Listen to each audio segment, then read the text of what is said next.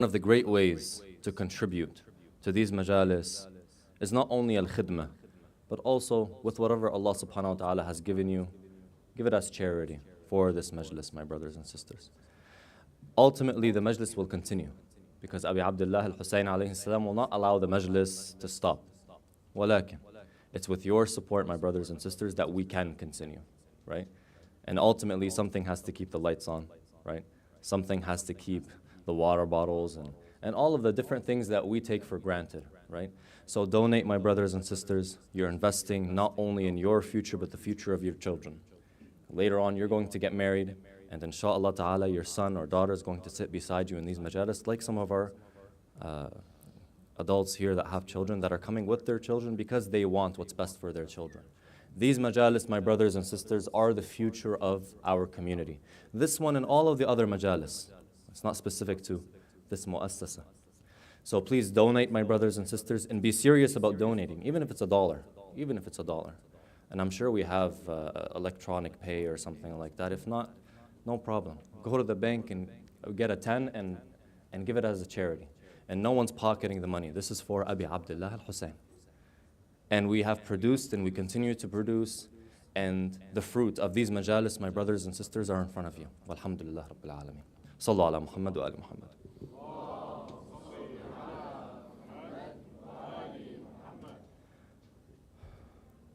أعوذ بالله من الشيطان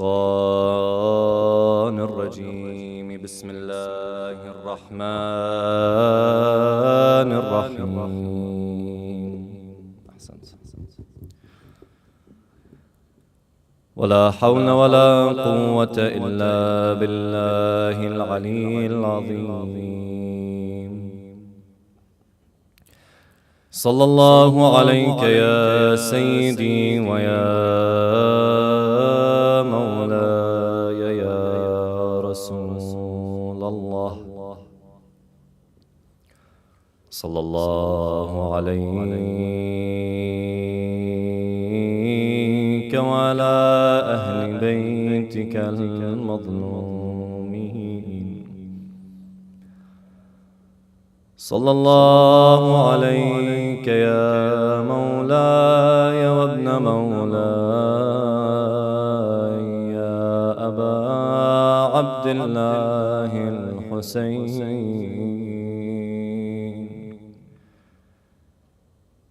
يا رحمة الله الواسعة ويا باب نجاة الأمة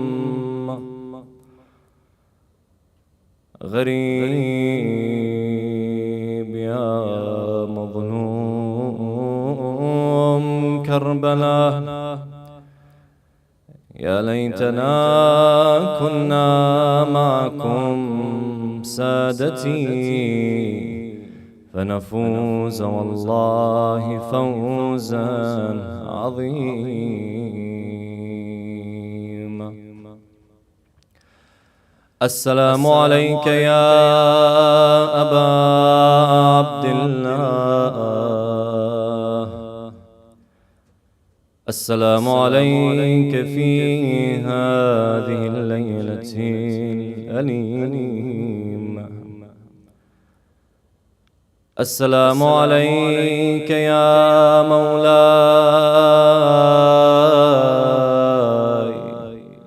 وعلى من بذل نفسه فيك. Peace be upon you, Ya Aba Abdullah al-Hussain. Peace be upon you, Ya Aba Abdullah, on this sacred night. Peace be upon you and on those that were with you to sacrifice themselves for you on a day like tomorrow.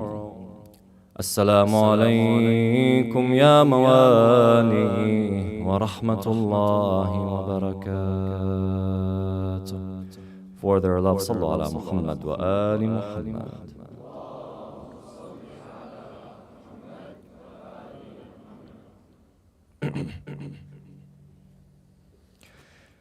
The topic of marja'iyya, my brothers and sisters,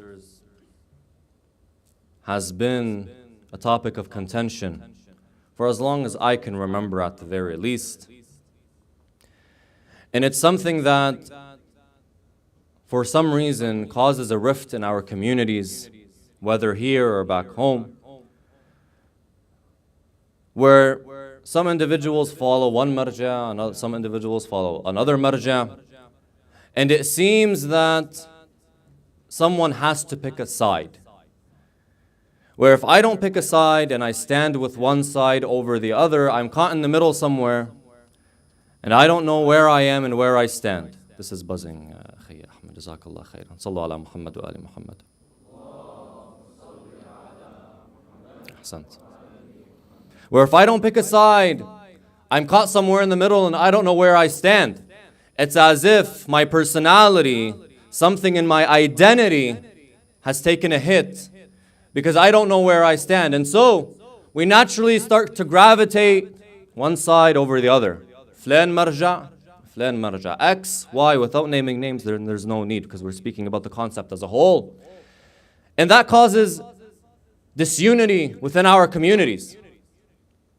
And so naturally this topic is one that is almost taboo. We shouldn't talk about it. Khalas, whoever they want to follow, let them follow. And don't bring up this topic altogether because it causes these different issues. And at a time where we need unity in our communities because of everything we face outside the walls or within the walls of our own mosques, these different topics don't need to be discussed. And topics that cause these rifts don't need to be mentioned on the pulpit. And so we grow up having these taboos and we don't go near them for different reasons. And we don't understand the true concept of marja'iyya and where it comes from. And why we have marja'iyya as a whole. And so, when one realizes that I follow mathalan fulan marja' and another marja' differs with my marja' and opinion, naturally the question is, why? Why is it that they differ? As in, let me explain the question. If marja'iyya itself causes this rift, or at least in our minds, the way we see it, causes this rift in our communities, and this rift only is caused because our maraji' differ in opinion, the question is, why do they differ in opinion? Are they not all looking at the same text? Are they not all reading the same books? When I say opinion, does it mean that he thinks it's this way or the marja' thinks it should be this way and from his own mind he's choosing one opinion over the other? Why is it that they are differing? And the differing of our maraji', my brothers and sisters, when it comes down to the mukallafeen, should it cause this disunity?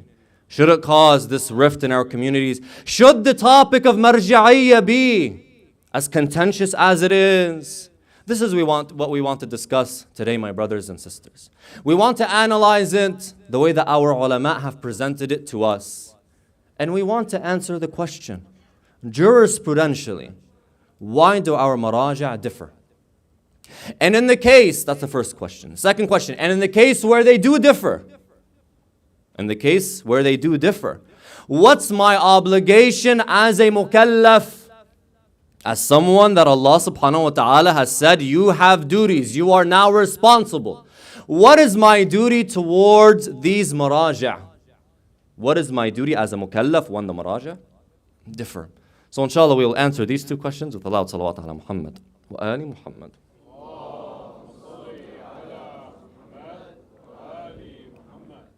First and foremost, when the marja' sits down and wants to derive a law, he wants to say, mas'ala number 1, it is wajib to do 1, 2, 3, and 4. What are the sources that he is looking at to derive this law? 4 sources, my brothers and sisters. Stay with me, it's very important. Maybe it's something that you haven't heard on the minbar. But I think it's important for us to be exposed to these ideas, so for us to understand where we stand. They are looking at 4 different things to derive the law. Number 1, is obviously the Quran. Number 2 are the ahadith, the sunnah of Rasulullah sallallahu alayhi wa sallam, and I'm not going to get into it more than that. Number 3 is the intellect in very specific situations. Not in any situation, very specific situations, the intellect. And number 4, just theoretically, on a practical level, not really, not too much, but consensus. Where all of our ulama have come together from the beginning of al-Ghayb al-Kubra up until today. And they are all in consensus on a specific issue. That consensus, all of them having the same opinion on one issue. That consensus is considered to be a dalil, a proof, where the marja' can say there's consensus on this issue and I'm with the consensus. طيب. Our main source for the ahadith. Jazakallah khairan habibi, tfaddal لقدام and leave your friends, listen to what is being said. Jazakumullah khairan. Sallu ala Muhammad wa ali Muhammad. نحن كلنا إخوان. نحن كلنا إخوان. Right? So I'm going to be very straightforward. But Jazakumullah khairan, pay attention because this is very important. Okay? Jayyid. Our main source of ahadith is what? Is the narrations. Because the Quran, my brothers and sisters, is not talking only about jurisprudential topics.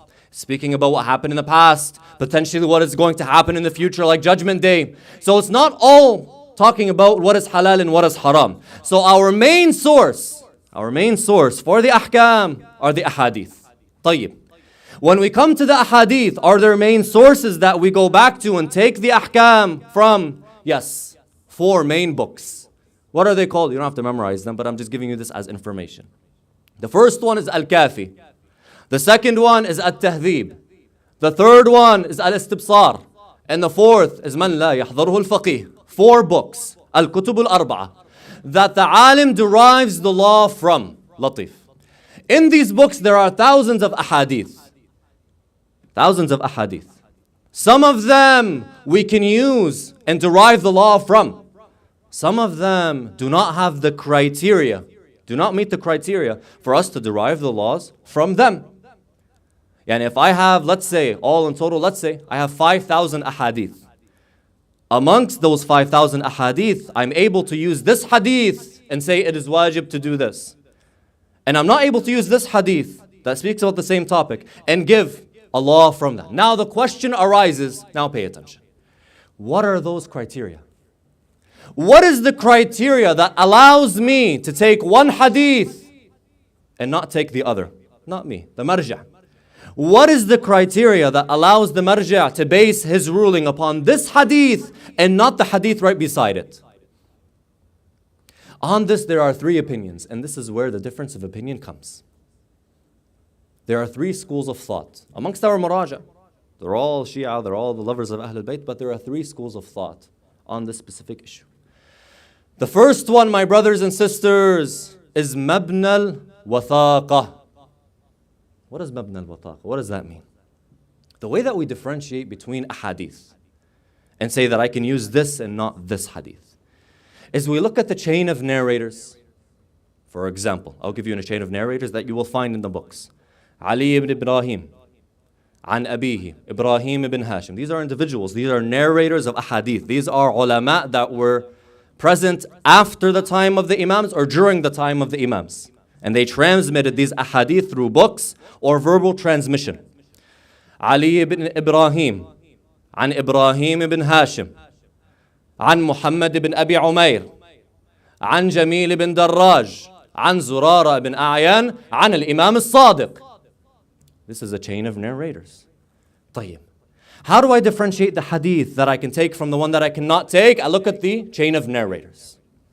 The ulama, they said, طيب, how do I authenticate this individual? How can I say that this individual I can take from his hadith? For example, Ibrahim ibn Hashim. This individual named Ibrahim ibn Hashim, who lived at the time of past Imam al-Rida or so, during that time period, I'm not exactly sure what years he was alive from. But Ibrahim ibn Hashim, how can I take his hadith over someone else's hadith? What allows me to take his hadith? 3 schools of thought, pay attention. The first one, as we said, Mabna al-Wathaqa. What's Mabna al-Wathaqa?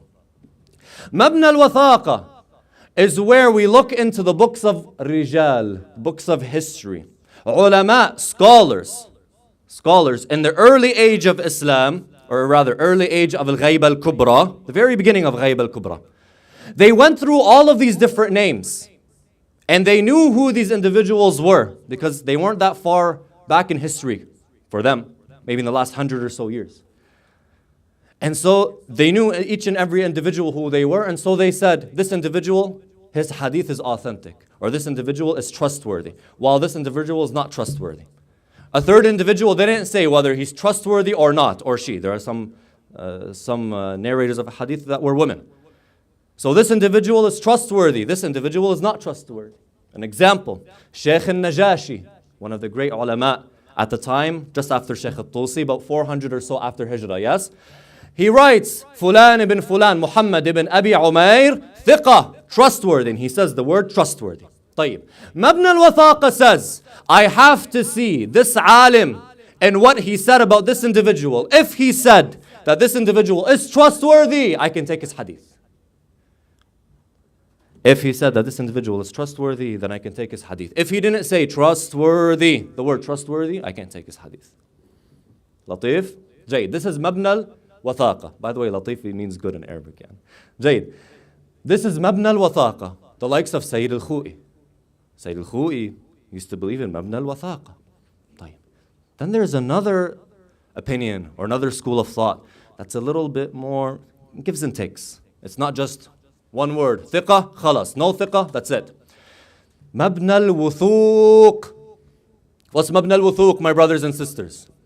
Mabna al-Wuthuq says even if this individual is not named trustworthy, if I have different indicators that put me in the direction or more or less tell me, show me, indicate for me that this individual was trusted, I use those indicators and I consider him to be trustworthy and his hadith is trustworthy. I'll give you an example. If this person has many ahadith, it means the people that were taking his hadith trusted him and transmitted his hadith. If he was a known liar, then why did they transmit so much of his ahadith? So much of his narrations. Number one. Number two, if he's found in Al-Kutub al-Arba'ah, the 4 books that we mentioned, that are written by our grandest scholars in the early age of Al-Ghayb al-Kubra. If he's found in one of those books, like Muhammad ibn Sinan, for example, then we can take his riwayat. If he is a teacher of one of the grand scholars, then I can take his riwayah, his narrations. Although the name of this individual is not found in the books of Rijal, and right beside it, Thiqa, trustworthy. These are indicators that allow me to take his hadith and trust it, and base a ruling upon his hadith. That's the second school. The third school is Al-Insidadiyin, or Bab al-Insidad. Mabna al-Insidad. What's Mabna al-Insidad? Essentially, this school of thought, this school of narration is that if I have enough of a possibility, high probability, that this narration is directly connected to the Imam, I don't have to look at these indicators. I don't have to see if the ulama said he's trustworthy or not. If the probability is high, then I can take that narration. As for the first school of thought, I'm going to give you some names. Sayyid al-Khu'i, rahmatullahi alayh. The second school of thought, Sayyid Muhammad Sa'id al-Hakim, who passed away about 5 or so years ago. The third school of thought, Al-Insidad, Sayyid Muhammad al-Ruhani, who passed away in the 90s, one of the grandest scholars. And these are all scholars that in the last 30 years passed away. And so, if I have a hadith, now I'm going to apply. Let's apply me and you. If I have a hadith, according to Sayyid al-Khu'i, each and every one of the chain of narrators, the narrators in that chain rather, has to have thiqa, trustworthy beside their name. If they have thiqa beside their name, Sayyid al-Khu'i accepts that hadith. If not, he rejects that hadith. When it comes to Sayyid al-Hakim, let's say there was one individual in the chain that doesn't have thiqa beside his name. Like the one that I mentioned in the beginning. The individual by the name of Ibrahim ibn Hashim. No one has said thiqatun. No one has said thiqa. Sayyid Muhammad Sa'id al-Hakim will say his riwayah is widely accepted. It's found in the 4 books. Many narrations from the likes of Ibrahim ibn Hashim, I'll accept his riwayah. Al-Insidadi, Sayyid Muhammad al-Ruhani will say, I have enough indicators, or rather I have enough probability, high probability, that this riwayah was narrated by the Imams, and so I'll accept the hadith. And so this is where we find the difference of opinion, my brothers and sisters. When a Sayyid al-Fulan, whoever, X, gives a fatwa, gives a ruling, Eid Khayy is not tomorrow, the day after tomorrow. I'll give you a real example. The Eid is the day after tomorrow, not tomorrow. He's relying on a riwayah. He's relying on a riwayah and what he understands from that riwayah. This riwayah, my brothers and sisters, may be accepted by him and not accepted by the marja' that came and said, Eid is not the day after, rather, it's tomorrow. This riwayah is not accepted by the latter, but accepted by the first. And so that's why they differed in opinion on a matter such as when is Eid and when is Shahr Ramadan. Are they all looking at the same books? Yes. Are they all reading the same text? Yes.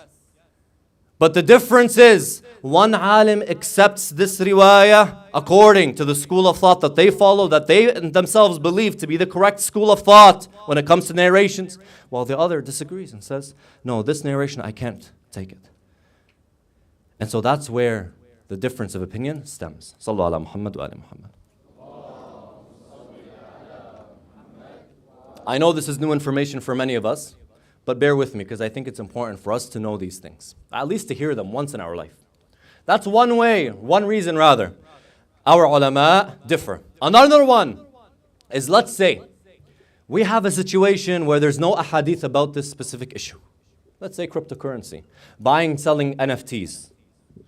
This is something that people at that time, it didn't click with them.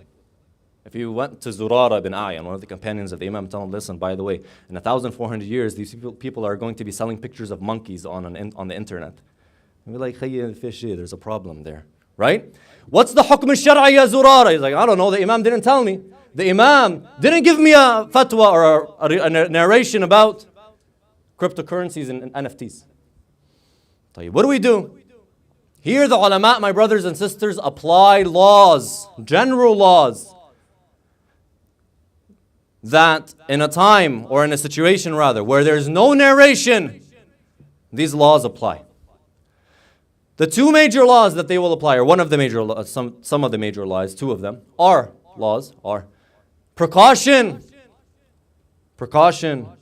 or the law of innocence. What does that mean? And I have something in front of me I don't know the law for, and there's no riwayah to tell me this is halal or this is haram. I must apply either the law of precaution, I have to be precautious, stay away, consider it to be haram. Be precautious. Be precautious and stay away from it. If it's haram, then I didn't do it. And if it's halal, I didn't do it. In any case, I'm good. The law of precaution.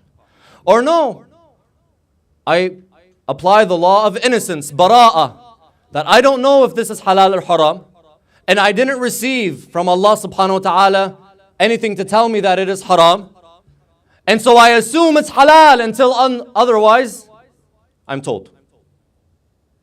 In the situation of NFTs, or in the situation of cryptocurrency, let's be objective here. Let's be objective. Besides the fact that you can make a lot of money. Put that aside. Let's be objective. You are standing in front of Allah subhanahu wa ta'ala, and you're trying to apply one of these two laws. Either be precautious and stay away, or Allah ta'ala didn't tell me it's haram, so it's halal. Innocence. I'm innocent until I have enough proof to say something is haram. What do you apply? If I was to take a show of hands right now, I think the room would be split. Because both of them apply, and both of them make sense. Allah ta'ala is not going to punish you if you don't know the law for something. And He didn't tell you what the law was. At the same time, it's a doubtful issue. So logically you should stay away. So what do you apply? On this, our ulama have also differed. The same way that some of us are sort of, okay, both of them make sense. They have differed. Some ulama applied the law of precaution, while all other ulama applied the law of innocence. And if we truly want to sit together and brainstorm, I think we would be split on which law applies in this case. Jayyid. So now that we understand why our Maraji' differ, the next question is asked. In the case where our Maraji' differ, What is the duty of the Muslim in that situation? The responsible Muslim. The Muslim that wants to know their ahkam and wants to know that in front of Allah subhanahu wa ta'ala, they're good. They have done their due diligence. What is the duty of the Muslim? We'll answer with Allah salawat ala Muhammad wa ali Muhammad.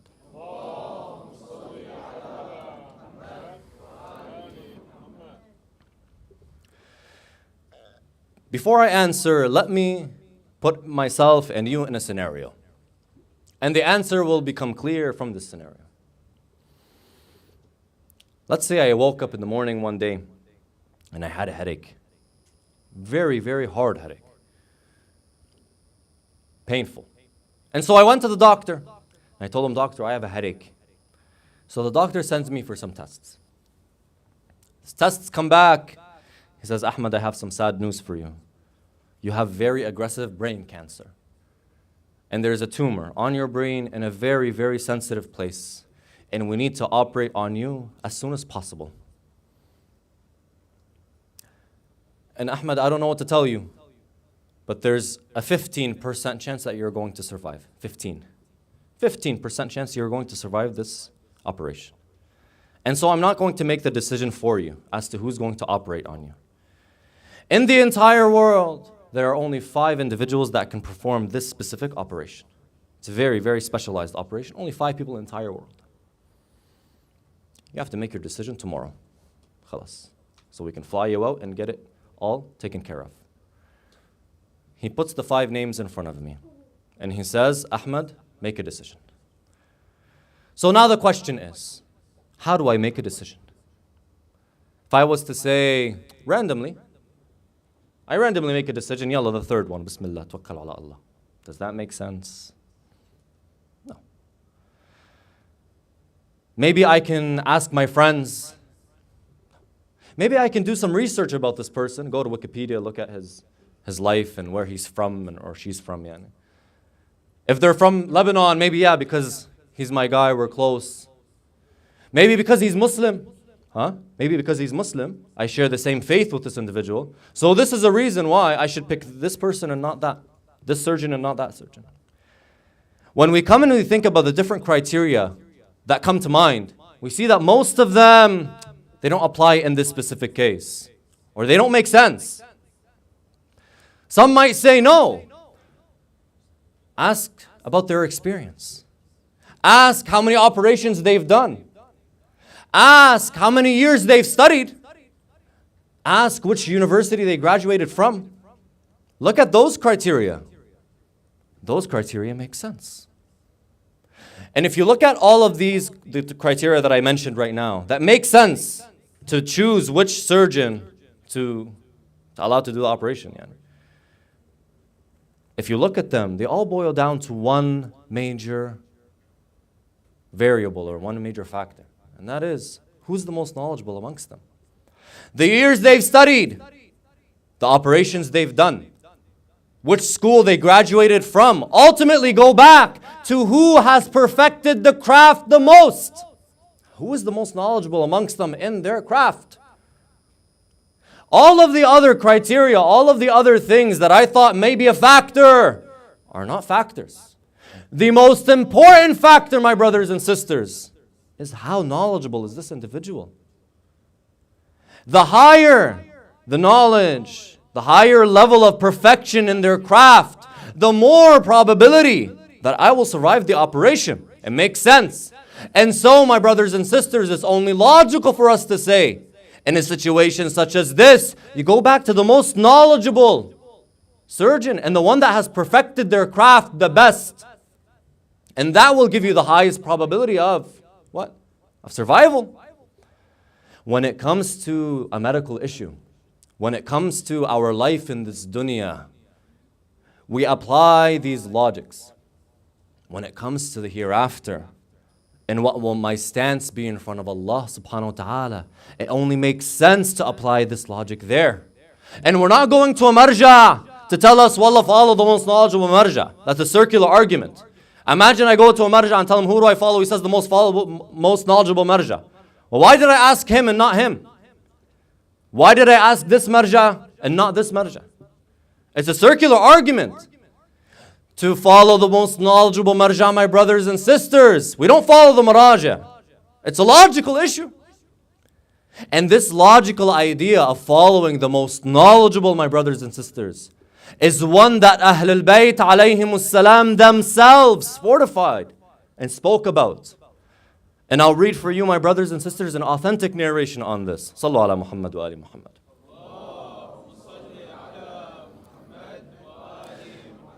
The narration is narrated by Sheikh al-Saduq and Sheikh al-Tusi, one of the grandest scholars after the time of Ghaibah. Look at the riwayah. وجاء في معتبرة داود بن الحسين عن أبي عبد الله الحسين عن أبي عبد الله الصادق عليه السلام Imam الصادق. Look at the situation.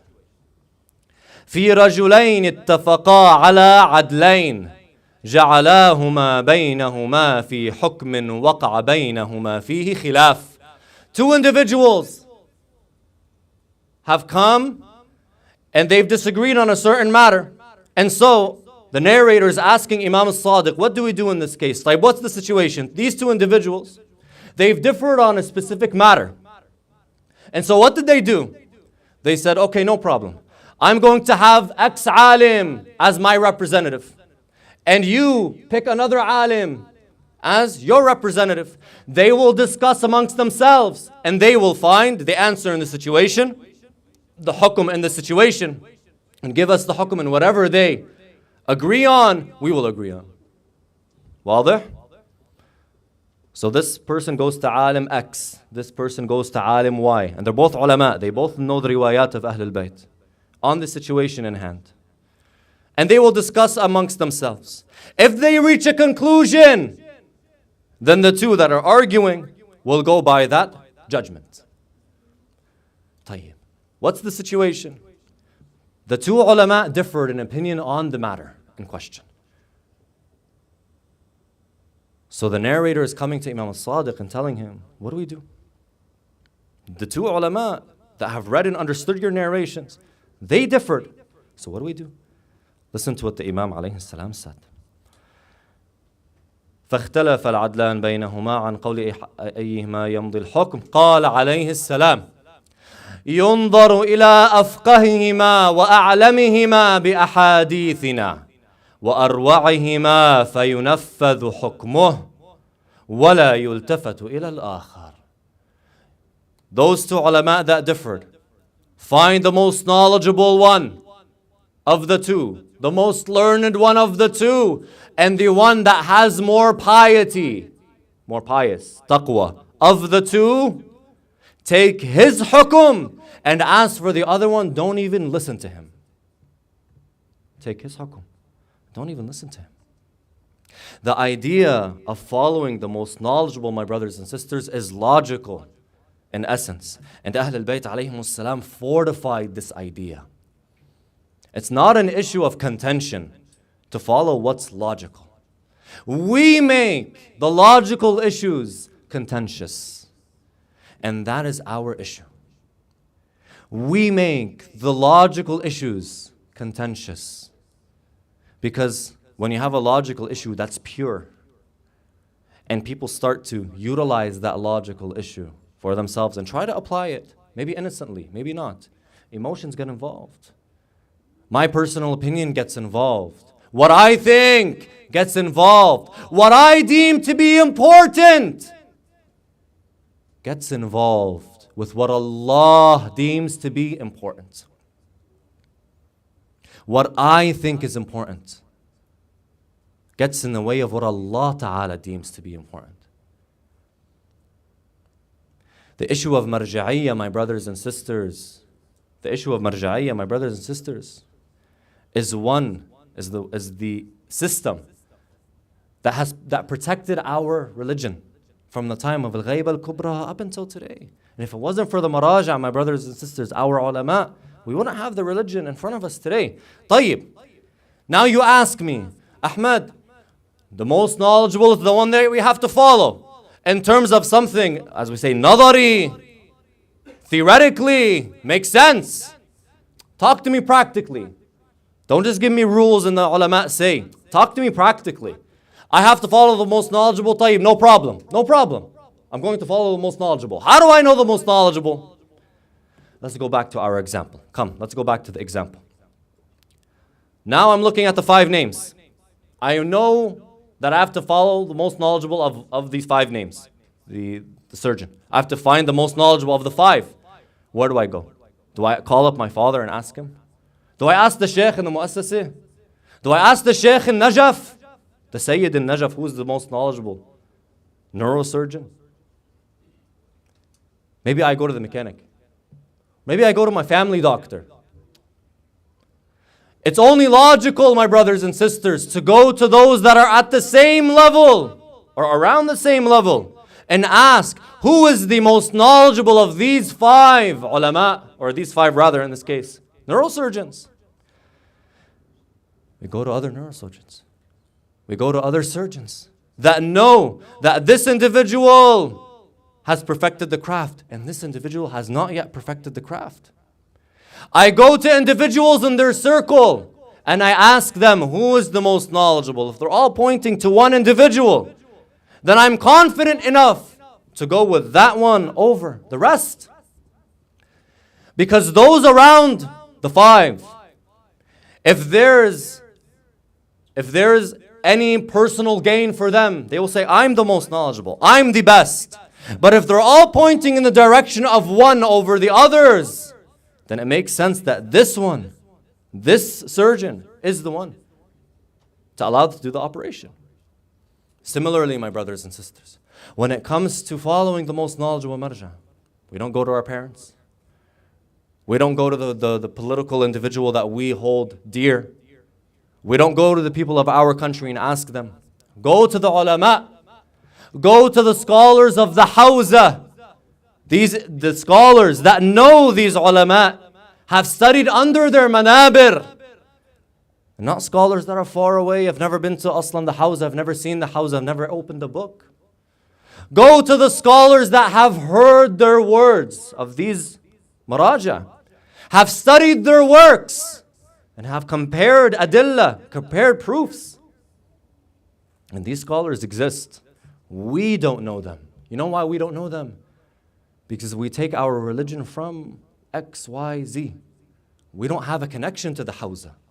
We don't have a connection to Najaf. We don't have a connection to Qom. We don't have a connection to these Hawzat.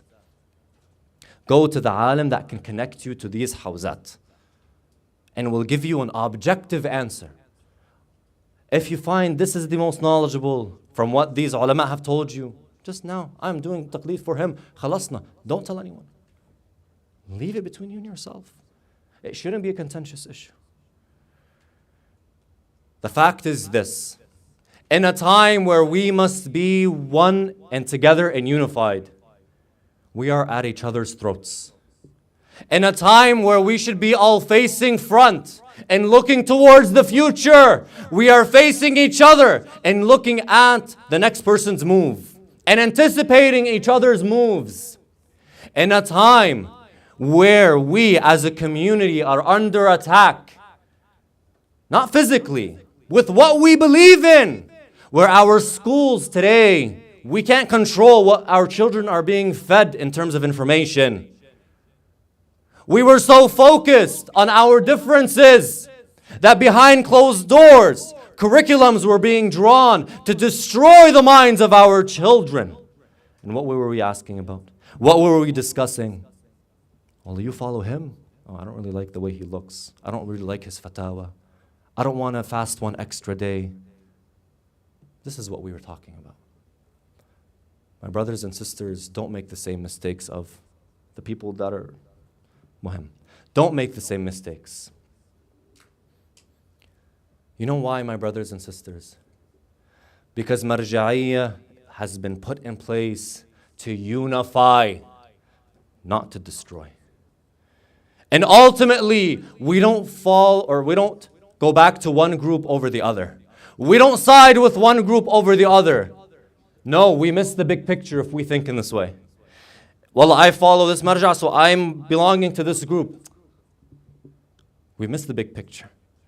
There's one individual that we all go back to. And there is one party that we all go back to. And there's one umbrella that we are all under. And that's the umbrella of Sahib al-Zaman alayhi salam. The ulama will come and go. Their books will be read and then put on the shelves.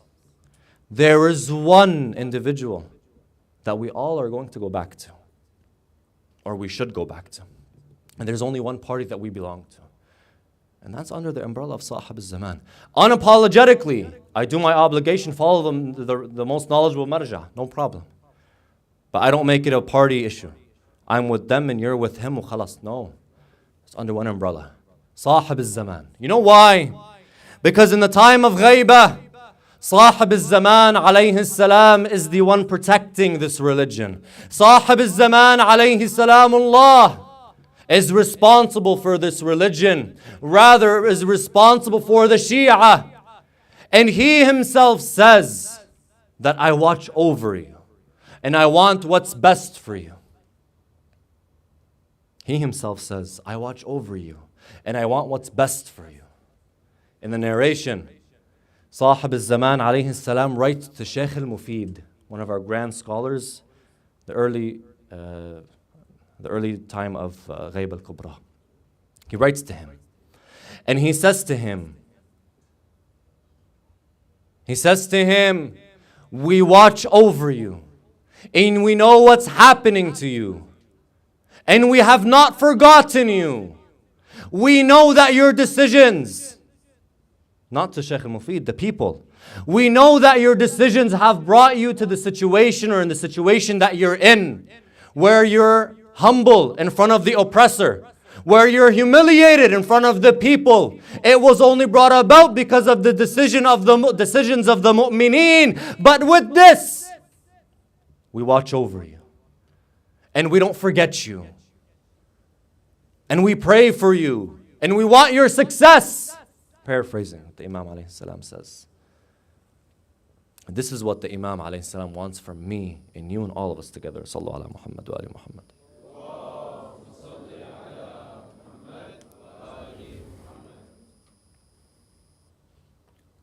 Na'am, my brothers and sisters. And this is what our relationship with Sahib al-Zaman alayhi salam has to be based upon. Unapologetically, I do my duties. But with that, I understand that we're all ultimately going back to him. And he's looking down on us alayhi salam. This is the Imam alayhi salam. And this is what Allah subhanahu wa ta'ala has given us. And if we don't follow this simple rule, we will be divided amongst each other. And in one fell swoop, the destruction of the Shia can come about. And when Sahib al-Zaman alayhi salam returns, we may not be on the side that he's on. We might find ourselves on the other side altogether. I mean, during the time of Imam al-Hussain alayhi salam, how many of the Shias that were with Amir al-Mu'mineen turned up against Abu Abdullah on the plains of Karbala? Let's be realistic. Sallallahu ala Muhammad wa ali Muhammad. Alaikum assalam wa rahmatullah. ثانية على حب الزهراء عليه السلام.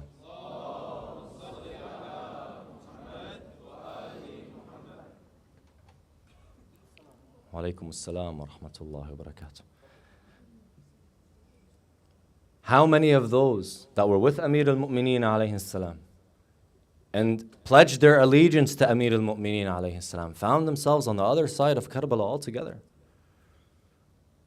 All because they didn't follow in the footsteps of Ahl al-Bayt and the guidelines that Ahl al-Bayt alayhi salam put down. And so on the 10th of Muharram, Abi Abdullah alayhi salam stood up in front of thousands upon thousands. And who was beside him? 72. 72. Amongst the sea of soldiers, Abu Abdullah alayhi salam had 72. And it's as if I see him standing, looking at the 72 massacred on the plains of Karbala. No one is left. It's as if I see him screaming, Ya Habib, Ya Zuhair, Ya Burair, Ya Ali al-Akbar, Ya Qasim, Ya Aba al-Fadl. when no one's left. And now we are with Abi Abdullah alayhi salam. We are with him in these moments. And so we ask, what is it that you do now, Ya Aba Abdullah? What happens now, Ya Aba Abdullah Hussain alayhi salam? He looks up, or he looks on the plains of Karbala, and he hears the crying of the children, the wailing of the women, the words, Al-Atash, Al-Atash. So what is he to do? The riwayah says he screamed,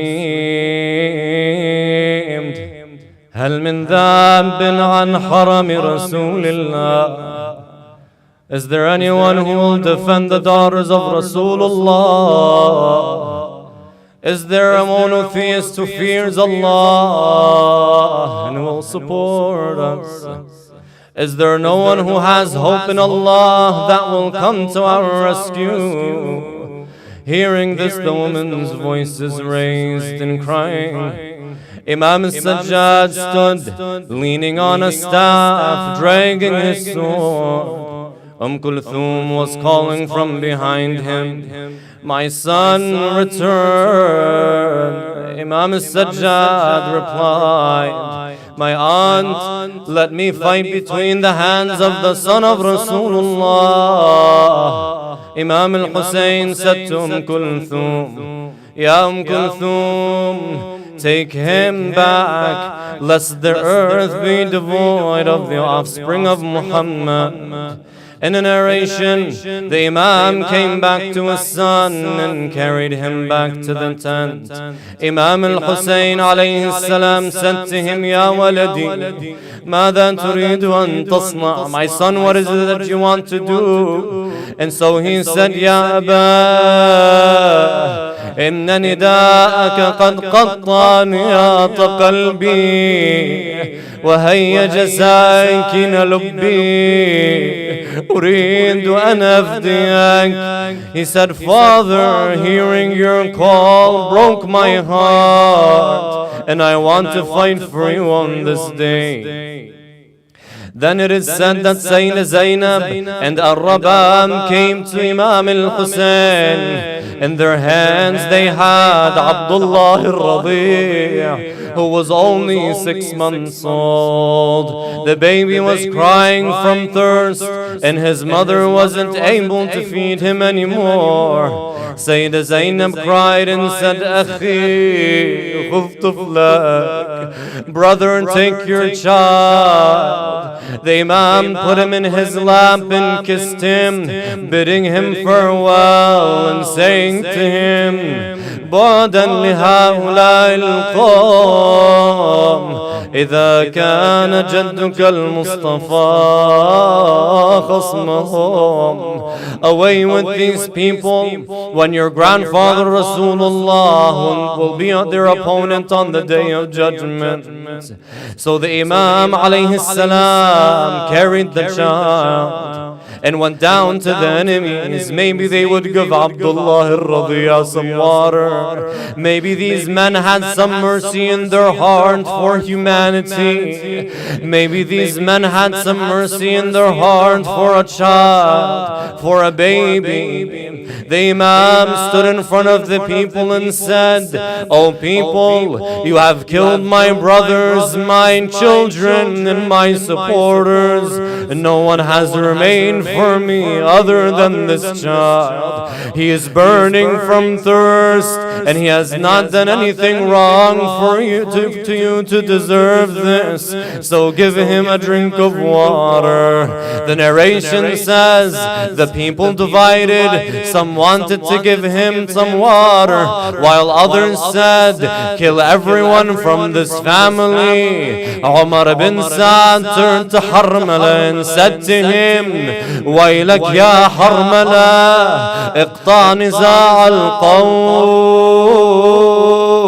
Harmala, stop this arguing that I see amongst my army. And so Harmala said, فما أصنع يا عمر قال ارمي الطفل بالسهم.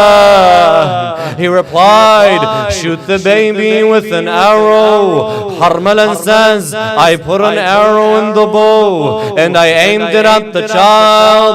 I was looking for a spot to shoot the child. Then a breeze blew over the plains of Karbala, and the cloth covering the neck of the child fell from its spot. I saw the neck of the baby shine like a silver pot. I aimed my bow, I released it from the blaze, and I shot the baby in his neck. It pierced from one side, it came out of the other. When Harmala shot the baby, Abdullah al-Radi' felt the pain of the arrow.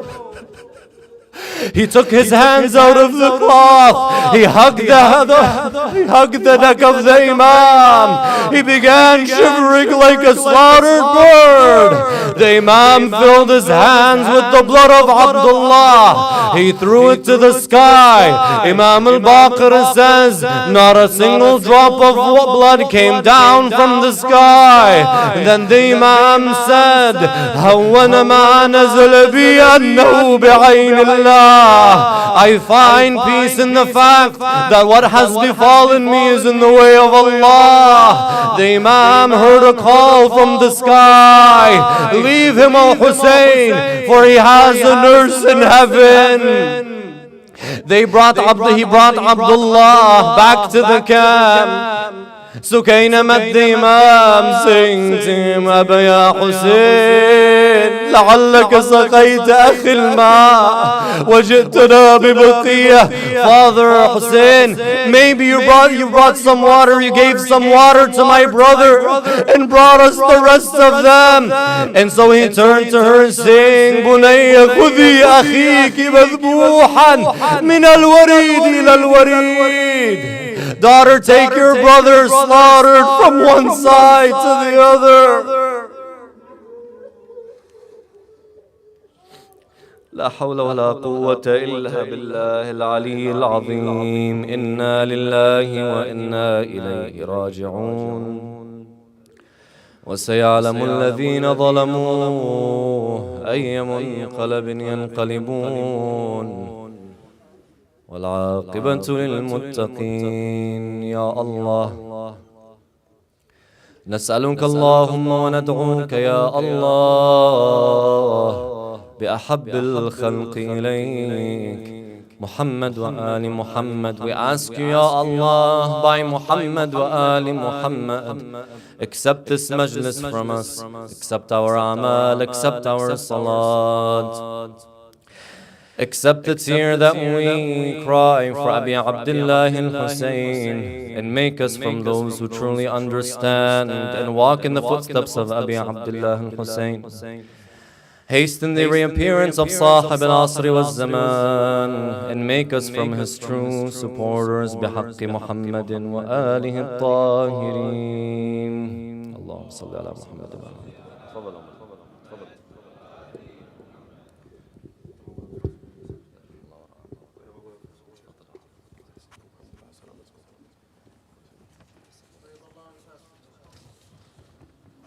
Brothers, please stand up for the Latmiya, rahimallah. Man dhakara al-qa'im min ahl Muhammad.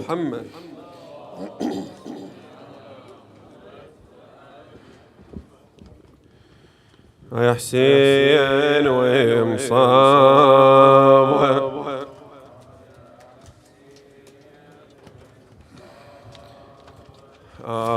يا حسين ومصاب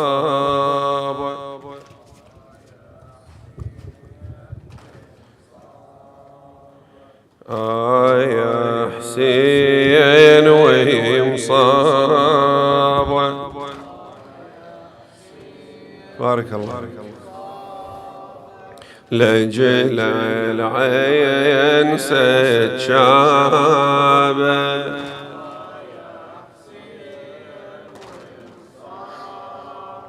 زينب تي وين ويتنادي Barakallah bikum. He cries, for what sin did my child die? He cries and throws his blood toward the sky.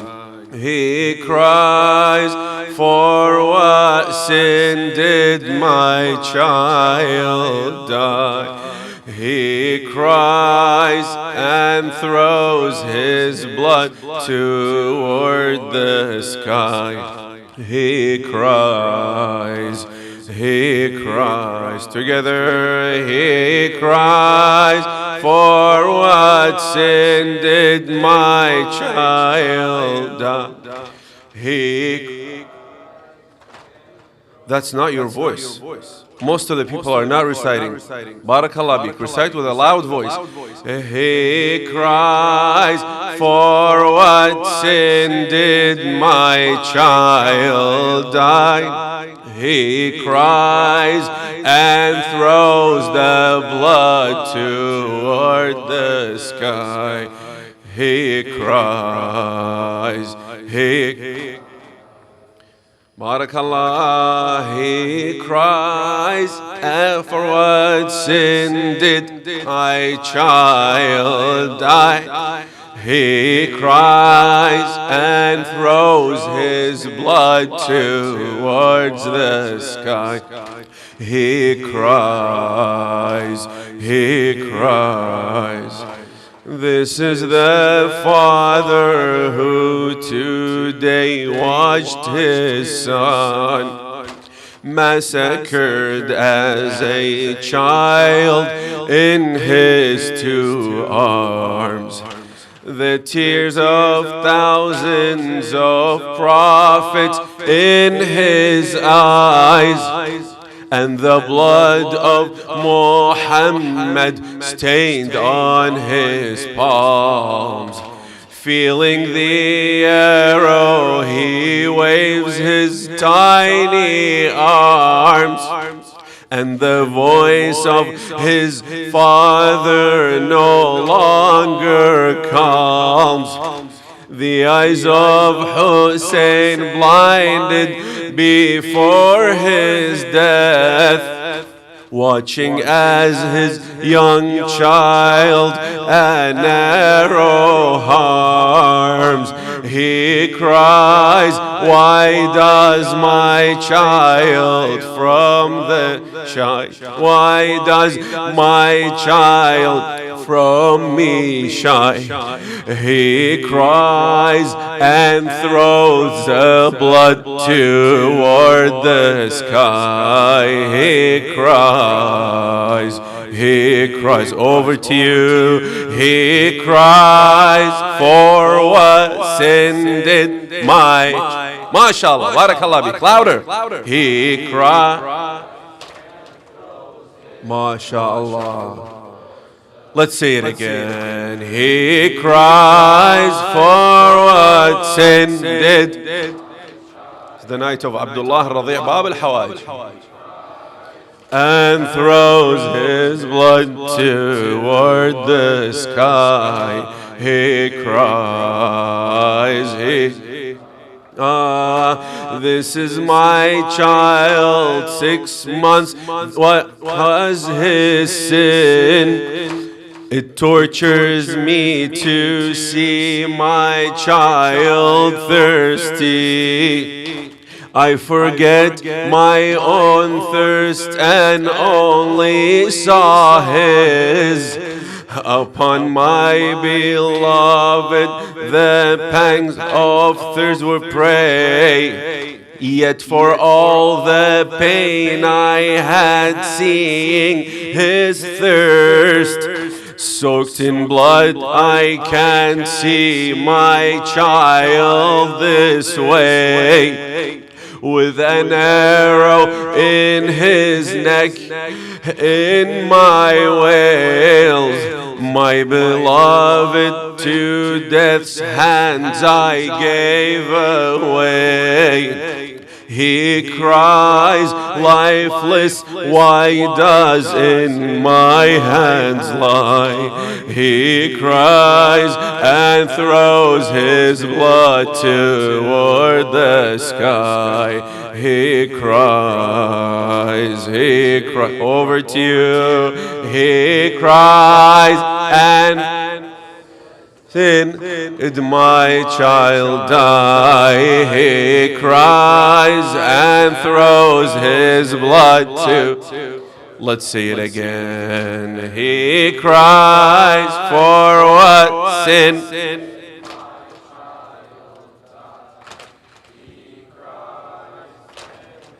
Don't be shy.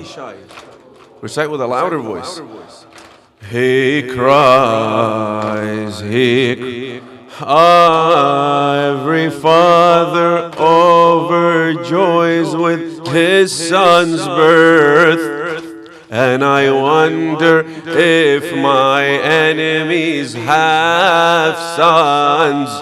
What father, evil or good, can bear the weight of knowing that his infant murdered becomes?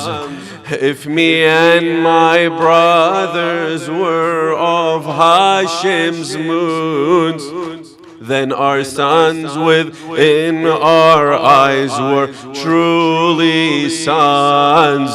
The weight of losing a son matches the weight of happiness when a son comes. He cries and all fathers to his grief cry. He cries and throws his blood toward the sky. He cries. Your last jawab. He cries for what sin, my child? He cries and throws his blood towards. Again. He cries for what sin did.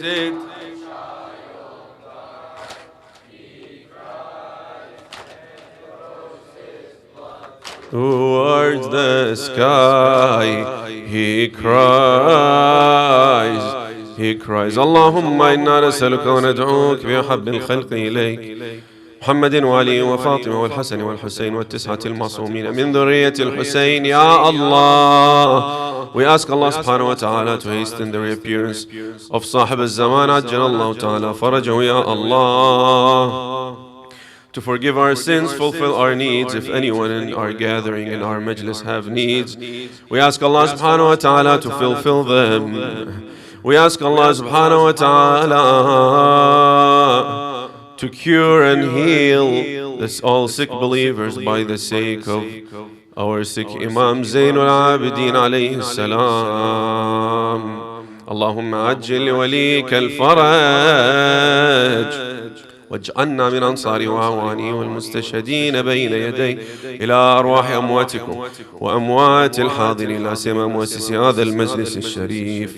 رحم الله من ذكر وقرأ سورة الفاتحة مع الصلوات.